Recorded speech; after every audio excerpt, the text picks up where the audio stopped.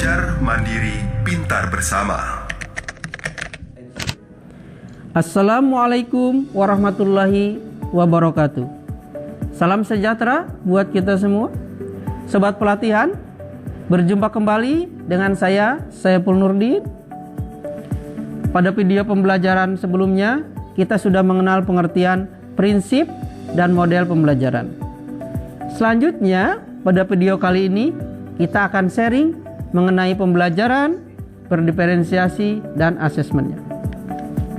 Sobat pelatihan, pasti sudah mendengar pembelajaran berdiferensiasi. Apa sih pembelajaran berdiferensiasi? Menurut Tomlinson, pembelajaran berdiferensiasi adalah proses pembelajaran di mana peserta didik dapat mempelajari materi pelajaran sesuai dengan kemampuan, apa yang disukai, dan kebutuhan masing-masing sehingga mereka tidak frustasi dan merasa gagal dalam pengalaman belajar. Dalam pembelajaran berdiferensiasi, guru harus memahami dan menyadari bahwa hanya ada satu cara, metode, strategi, dan model yang dilakukan dalam mempelajari suatu bahan pelajaran. Guru perlu menyusun bahan pelajaran, kegiatan-kegiatan, tugas harian baik dikerjakan di kelas maupun di rumah.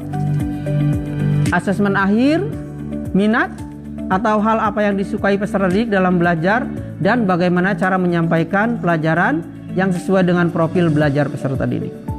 Jadi, dalam pembelajaran berdiferensiasi ada 3 aspek yang bisa dibedakan oleh guru agar peserta didiknya dapat mengerti bahan pelajaran yang mereka pelajari, yaitu aspek konten yang mau diajarkan, kemudian aspek proses ataupun kegiatan-kegiatan bermakna yang akan dilakukan oleh peserta didik di kelas, dan aspek yang ketiga adalah asesmen berupa pembuatan produk yang dilakukan di bagian akhir yang dapat mengukur ketercapaian tujuan pembelajaran.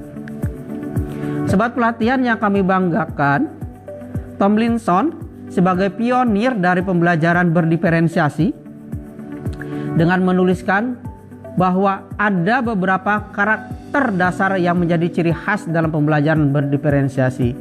Di antaranya sebagai berikut.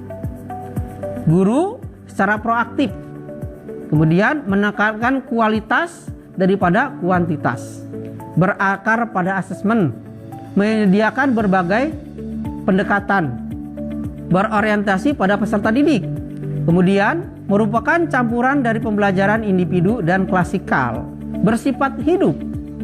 Guru berkolaborasi dengan peserta didik terus-menerus, termasuk untuk menyusun tujuan kelas maupun individu dari peserta didik. Sobat pelatihan yang kami banggakan, ada beberapa prinsip pembelajaran berdiferensiasi, diantaranya lingkungan belajar yang mengundang murid untuk belajar, kurikulum yang berkualitas, terdapat penilaian berkelanjutan. Dalam hal ini penilaian awal sebelum mulai pembelajaran seperti pretest, curah pendapat, kontrak belajar, dan asesmen formatif.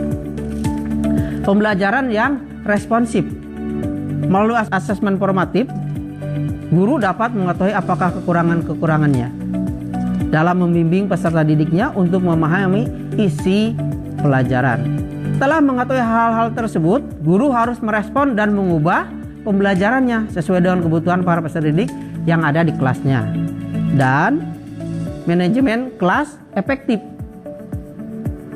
yaitu guru dapat memimpin peserta didiknya agar dapat mengikuti pembelajaran dalam iklim pembelajaran dan situasi yang kondusif melalui kesepakatan kelas yang ditetapkan bersama.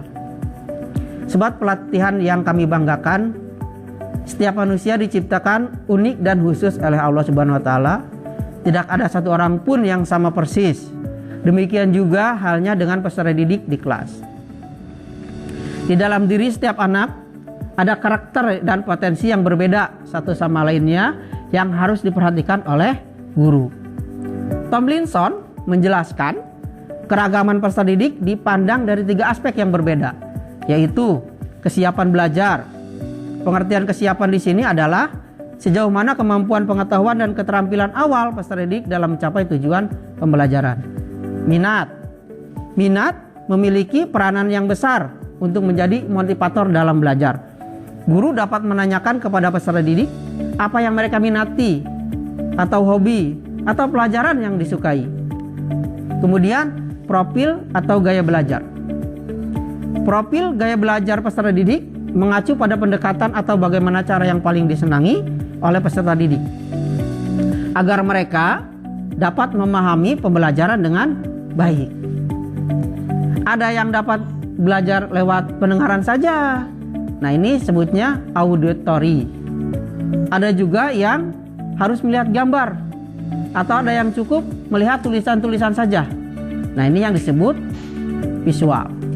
Namun ada pula peserta didik yang memahami pembelajaran dengan cara bergerak, baik menggerakkan hanya sebagian tubuh atau seluruh tubuhnya.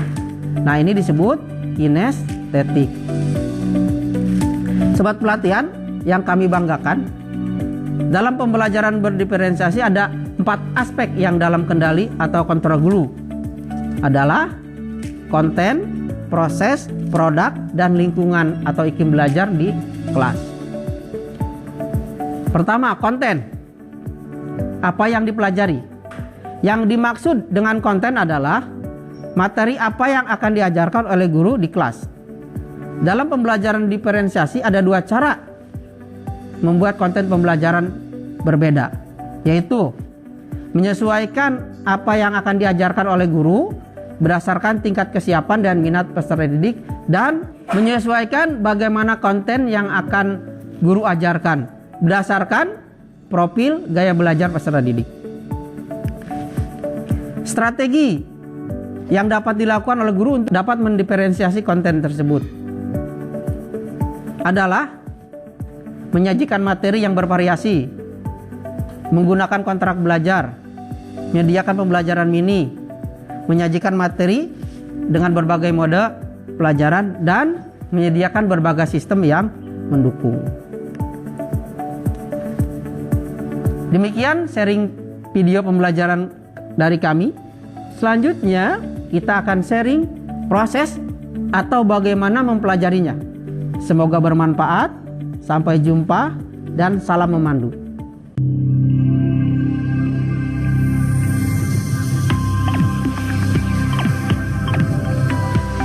Belajar mandiri, pintar bersama.